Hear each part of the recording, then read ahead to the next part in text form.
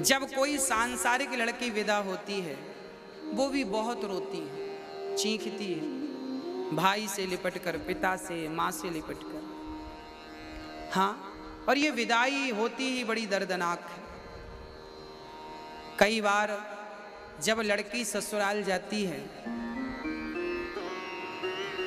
तो ससुराल वाले देखने आते हैं लड़की क्या लेकर आई, क्या मिला दहेज में, क्या लेकर आई।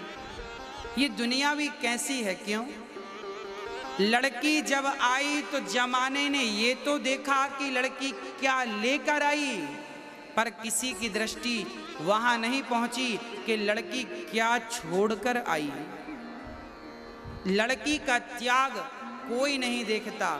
और लड़की ससुराल में जब बहू होती है ना, कोई गलती हो जाए तो ताने सुनने को मिलते हैं। रोटियां यदि गोल गोल नहीं आई तो सास ताने मारती है, तेरी माँ ने नहीं सिखाया रोटी बनाना। सब्जी में जरा सा नमक ज्यादा हो जाए तो ताने सुनने को मिलते हैं। अच्छा, मैं आपसे पूछता हूं, आपकी बेटी से यदि गोल गोल रोटी ना आए तो क्या आप उसे ताने मारेंगे? नहीं, बल्कि हाथ पकड़कर सिखाएंगे कि ऐसे नहीं ऐसे।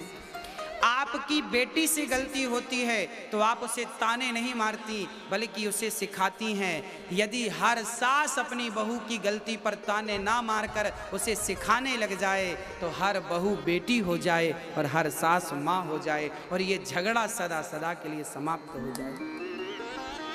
परंतु कितनी बार हमने ये बातें समझाई पर खोपड़ी में जाती ही नहीं। कुछ दिन तो ठीक रहते हैं लोग, फिर पता नहीं क्या हो जाता है। क्यों ऐसा है राम जाने। हाँ, इसलिए मैं प्रार्थना करता हूं सास को मां का दर्जा दिया जाए, सास को मां कहा। एक सज्जन हमारे पास आए अभी कुछ दिन पहले और उन्होंने कहा, पता नहीं ये बात उन्होंने क्यों कही, उन्होंने कहा महाराज जी, बहू कभी बेटी नहीं बन सकती और सास कभी मां नहीं बन सकती, ऐसा उन्होंने कहा। अब ये तो आप लोग ही बतला सकते हैं कि क्या बहू कभी बेटी नहीं बन सकती? क्या सास कभी मां नहीं बन सकती? देखिए, बदलना चाहें तो बदला जा सकता है। मिट्टी से घड़ा भी बनता है और मिट्टी से चिलम भी बनती है। चिलम खुद जलती है, औरों को जलाती है, घड़ा खुद ठंडा रहता है, औरों को भी शीतलता प्रदान करता है। आप अपने आप को चाहें तो चिलम बना लें, आप अपने आप को चाहें तो घड़ा बना लें। कोई क्या आपको कुछ बनाएगा, आप ही अपने आप को कुछ बना सकते हैं। यदि कोई दूसरा कहे कि मैं तुम्हें ये बना दूंगा, ये उसकी भूल होगी। कोई किसी को कुछ नहीं बना सकता। यदि किसी को कुछ बनाया जा सकता है, आप स्वयं अपने आप को कुछ बना सकते हैं। चाहे घड़ा बनाए, चाहे चिलम बनाए। इसलिए मैं कहता हूं, अपने आप को बहू ना बनाओ, बेटी बनाओ। अपने आप को सास ना बनाओ, मां बनाओ। और ये रिश्ते तब बदल जाएंगे जब प्यार की अधिकता होगी। एक बेटी अपने पिता के पास आती है। उसकी सास बहुत परेशान करती थी, बहुत तंग करती थी। एक दिन बहू दौड़ी दौड़ी पिता के पास आई, पिताजी कोई जहर दे दो। उनके पिता बहुत बड़े डॉक्टर थे। बेटी से कहा, बेटा तुझे जहर क्यों चाहिए, तू क्यों मरना चाहती है?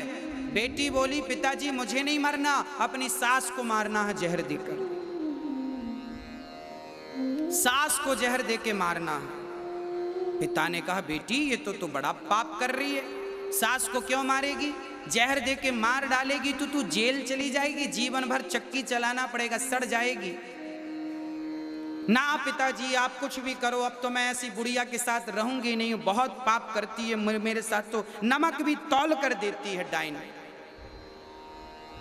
कोई नमक खा जाऊंगी क्या मैं? अब अपशब्द पे अपशब्द और गालियों पे गाली। जो बहू के अंदर गुस्सा था पिता के सामने सारा निकाल दिया।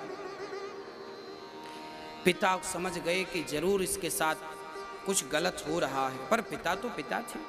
पिता ने कहा अच्छा ठीक है, तू जिद कर रही है, मैं तुझे जहर दे रहा हूं, पर ध्यान रखना मैं तुझे ऐसा जहर दूंगा एकदम से यदि सास मर गई तो पूरा शक तुझ पे ही जाएगा। तूने मार डाला सास को, तो मैं तुझे ऐसा जहर दूंगा जो धीरे धीरे असर करेगा।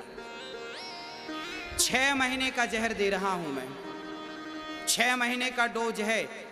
सास की दाल में ये एक पुड़िया रोज घोल दिया कर।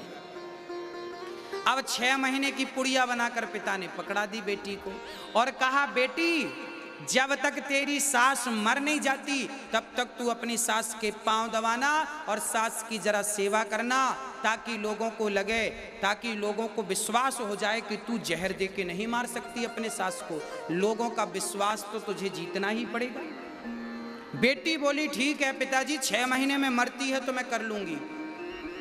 अब पुड़ियां लेकर के बहू आई और अपनी सास को रोज एक पुड़िया देने लगी, पर पुड़िया तो देती दाल में मिलाकर, पर रोज पांव दबाती और सास जो कहती कर लेती चुपचाप बिना कुछ कहे।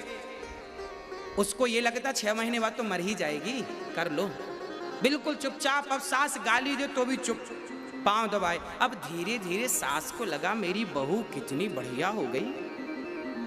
अब सास भी अपनी बहू से प्यार करने लग गई। वो भी कहती बेटा पांव मत दबा, तू भी तो थक गई होगी, जा सो जा। और सुन कल तू थोड़ा देर तक सोना, सुबह मैं उठ के काम कर लूंगी। अब सास घर का काम कभी कभी करती, कभी सास भोजन बनाने लगती। अब बहू कभी कभी बहू बर्तन मांज धुल देती तो कभी सास बर्तन, मतलब मिल बांट के अब काम होने लगा। अब बहू को लगने लगा मेरी सास तो बहुत अच्छी हो गई, ये तो मेरे साथ हाथ बटाने लग गई, ये तो काम करने लग गई। धीरे धीरे सास और बहू का इतना प्यार हो गया, इतना प्यार हो गया कि सास बहू के बिना ना रहे और बहू सास के बिना ना रहे। अब उसे याद आया कि सास को 6 महीने पूरे होने को आए, अब तो ये मर जाएगी और अब मैं चाहती नहीं हूं कि अब पिता के पास दौड़ी दौड़ी पिताजी पिताजी सुनो, वो सास की जो गोली तुमने दी थी रद्द करो उनको। क्या हुआ बेटा? पिताजी मैं अपनी सास को मारना नहीं चाहती, पहले तो लग रहा था कि मैं मार डालूं, पर सास तो इतनी बदल गई, इतनी अच्छी हो गई कि अब तो वो इतना प्यार करती है कि पहले मुझे खिलाती है बाद में खुद खाती है, और पूरी चाबियां उसने मुझे दे दी, जो करना है बहू तू कर। अब तो मुझे कोई दिक्कत नहीं है सास से, माँ की तरह मुझे प्यार करती है, माँ की तरह रखती है। पिताजी आप कोई ऐसी दवाई दो कि मेरी सास मरे ना, बल्कि मेरी उम्र भी उसको लग जाए। तब पिता ने कहा बेटा चिंता ना कर, जो तुझे गोलियां दी थी वो केवल चूरन की गोलियां थी, चिंता की कोई बात नहीं। चूरन था हाजमौला।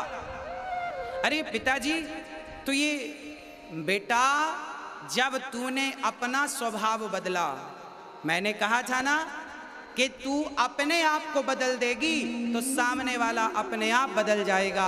जमाने को आप तब बदल सकते हैं भक्तों जब आप अपने आप को बदल देंगे। अपने आप को बदलने की शक्ति यदि आपके भीतर है तो आपके भीतर जमाने को बदलने की भी शक्ति है, और यदि आपने अपने आप को नहीं बदला तो जमाने को बदलने का सोचिए मत।